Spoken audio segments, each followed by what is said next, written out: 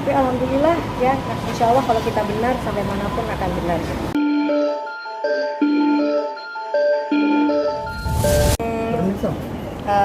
Polda, dilaporkan saya di Polda, dan alhamdulillah lagi keputusannya sudah jelas bahwa dihentikan lidiknya dikarenakan bukan peristiwa pidana tapi perdata, jadi tidak diteruskan laporannya beliau. Nah, dikarenakan selama 1 tahun 2 tahun ini lumayan energi saya terkuras, pikiran saya dan juga keluarga, jadi saya ingin memulihkan nama baik juga, karena kan walaupun banyak yang support tapi pasti ada juga beberapa pihak yang merasa oh pasti begini nih, walaupun alhamdulillah di pengadilan sudah terbukti, tapi saya ya udah berbicara sama suami dan keluarga juga kuasa hukum kita untuk melaporkan balik beliau dan lainnya gitu, karena memang kan saya selama ini nggak pernah bicara gitu, saya press con sekalipun itu saat-saat awal, habis itu saya maunya juga ini nggak sampai sejauh ini gitu, tapi karena beliau juga beberapa kali ada di mana-mana untuk mengklarifikasi, jadi karena saya diam aja karena saya pikir tadinya nggak akan sejauh ini gitu, tapi setelah saya pikir-pikir lagi ini kan udah pencemaran nama baik, dan juga saya kan juga punya kerjaan lain, saya juga punya banyak hal yang harus saya lakukan, jadi saya bersepakat dengan kuasa hukum dan keluarga untuk melaporkan balik. Dan ini adalah BAP tambahan ya Pak ya, dan juga ada beberapa laporan lain ya terkait dengan media sosial, jadi sekalian hari ini kita datang. Kerugian materialnya berupa apa aja nih Bunda? Yang pencemaran nama baik? Oke, selamat sore teman-teman semua. Jadi seperti kalian semua tahu bahwa kami kuasa hukum keluarga Mbak Asanti dan Mas Adi hari ini memenuhi panggilan polisi untuk Mbak Asanti memberikan beberapa keterangan Untuk laporan kita, sekaligus menyerahkan beberapa barang bukti terkait dengan dugaan pencemaran nama baik yang dialamatkan kepada Bunda Asanti. Oke. Kita sudah membuat laporan sebagaimana diatur di dalam pasal 27 ayat 3, pasal 45 ya, ayat 3 Undang-Undang ITE, junto pasal 310, 311 dan 55 KUH pidana. Kenapa ini perlu kami lakukan? Yang pertama, Mbak Asanti ini adalah public figure. Beliau seorang pebisnis yang memiliki mitra bisnis. Beliau harus menjaga integritinya sebagai seorang pebisnis yang bertanggung jawab, sehingga beliau merasa perlu untuk memulihkan nama baiknya terhadap isu-isu yang berkembang di media sosial. Pertama. Kedua, ini juga sebuah proses pembelajaran buat kita semua, tidak hanya bagi pelapor, terlapor, tapi juga bagi semua pengguna media sosial, agar ke depan lebih berhati-hati, lebih bijaksana dalam memilih narasi untuk diposting, apalagi kalau sampai menyudutkan pihak lain. Itulah kenapa sekarang beliau ada di sini dan kami, karena kami akan melakukan hak hukum kami sebagai warga negara yang baik, sebagai beliau sebagai seorang pebisnis yang memiliki integriti terhadap partner bisnisnya. Kira-kira seperti itu tujuan beliau datang kemari. Hal-hal yang terkait dengan terlapor karena ini masih dalam proses penyidikan, mari kita sama-sama menjunjung tinggi agar praduga tak bersalah. Silakan teman-teman nanti bicara langsung dengan orang yang berkompeten, which is penyidiknya langsung di cybercrime. Ya, mohon maaf kami tidak bisa mengeksplor itu di sini. Biar yang berkompeten yang lebih kemarin masalahnya ya. siapa? Karena mungkin Bun, yang terkait dengan Loli sendiri gimana Bun? Yang baru kemarin yang baru Iya, enggak. Sebenarnya kesini itu kan buat tambahan BAP kasus yang lama.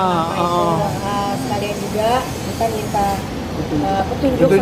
Alhamdulillah, terima kasih buat semua penyidik yang ada di cybercrime, luar biasa membantu banget, karena bagi kita kalau misalnya ngata-ngatain kita berdua yang kita sudah biasa, tapi kalau ini udah keranahnya anak-anak, apalagi anak saya perempuan kan, ini sudah di luar batas, jadi kita meminta petunjuk baiknya bagaimana, karena saya juga bukan tipe orang yang sedikit-sedikit lapor, sedikit-sedikit lapor kan enggak. Kebetulan ini ada laporan lain, sekalian tadi minta petunjuk ke cyber.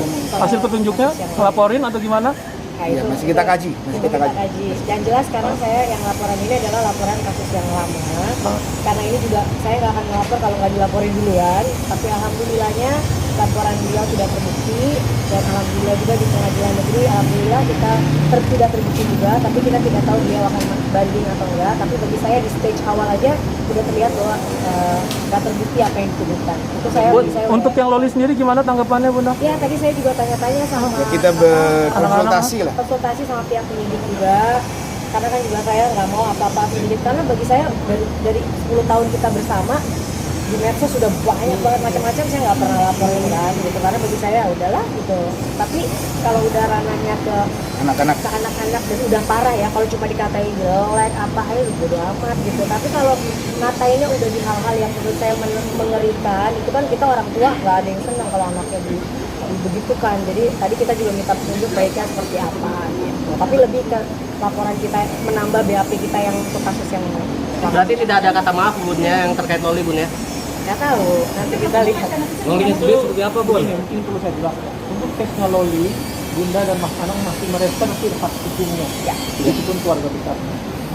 Kalau dirasa perkembangannya semakin parah, semakin buruk, Pasti kita maka beliau berdua dengan tidak segan-segan akan melakukan upaya hukum. walaupun Makanya misalnya kembali beliau menghimbau kepada orang di luar sana, berbijaklah, berhati-hatilah di dalam membuat narasi di media sosial. Karena ini menyangkut masa depan anak, orang lain. karena kan depan kalau anak. tiba-tiba anak kita makan misalnya mau menikah, nanti dikabarin buruk-buruk, nanti dia jadi stres atau apa, atau nanti anak kita yang kecil apa anak kita anak kan ada 4 gitu, nanti takutnya kalau pihak lain yang nggak terima atau percaya atau apa kan itu nggak baik kan gitu. Jadi kita meminta petunjuk baiknya gimana supaya ke depan nggak ada yang bisa, nggak berani sejauh ini lagi. Nggak akan, kemarin kita bisa buktikan kan sudah dirilis di Instagramnya Bunda Aurel. Tapi tantenya sudah meminta maaf katanya. Artinya itu, bahwa kita bisa merilis ini, bahwa hal-hal seperti itu di Indonesia, saya setuju bahwa pergunakanlah sosial media dengan tujuan yang baik dan dengan cara yang baik. Karena apapun juga pasti hal seperti itu akan terungkap. Karena kita bisa mengungkapkan, makanya dengan data yang kita punya pun, makanya kita berdiskusi, mohon petunjuk dari sini, arahan bagaimana membaik untuk menyelesaikan masalah ini. tapi ini bukan khusus buat itu loh ya. Kita benar-benar pas banget memang momennya gitu. Ya momennya.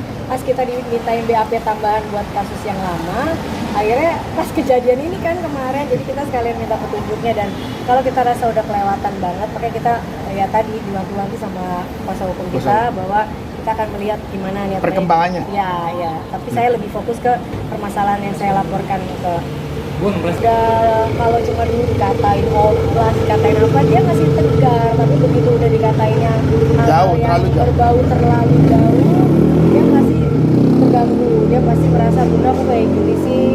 Apalagi kan sekarang dia merasa dia lagi deket juga sama orang, takutnya begini ya kan, banyak berpikiran begitu. Kalau dibiarkan takutnya tambah makin parah soalnya gitu. Bahasanya kan kita jadi orang tua juga nggak terima dong lihat anak digituin kan gitu. Itu awalnya Loli mengadu ke Bunda Mas Anang atau bagaimana? Awalnya tuh yang ngadu ke saya fans gitu, fans yang ngaduin, terus akhirnya si Loli, akhirnya aku juga belum tahu karena aku tuh orang yang jarang banget baca komen, baca apa, aku cuma jualan gitu, atau posting bisnis ya kan, jarang bacain yang gitu-gitu atau ngeliatin yang begitu lah gitu. Karena aku juga yang megang medsos itu kan ada Vindika juga gitu, jadi kadang dia yang ngasih tahu, akhirnya Loli juga ngasih tahu, Bun ini kok begini ya, gini padahal dia biasanya orang paling kuat kalau dikatain dulu apa-apa, tapi begitu udah yang berbau hal-hal yang seperti ini dia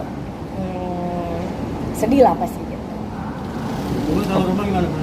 Aduh. Wis ya, cukup ya teman-teman. Menemani Ayo. Bunda sendiri seperti apa ini kan karena kan Bunda kan agak lemah atau seperti apa mungkin Enggak, lebih tegar dari anak.